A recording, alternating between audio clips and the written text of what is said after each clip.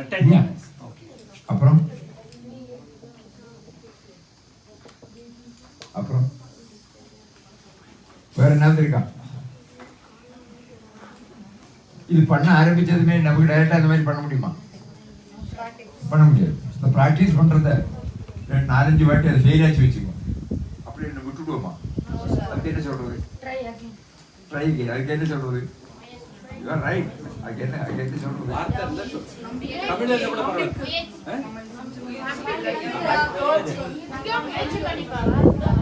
Confidence விடாமுயற்சி. Confidence perseverance. விடாமுயற்சி. Perseverance. Trial and error. இங்க பாருங்க போர்ட்ல.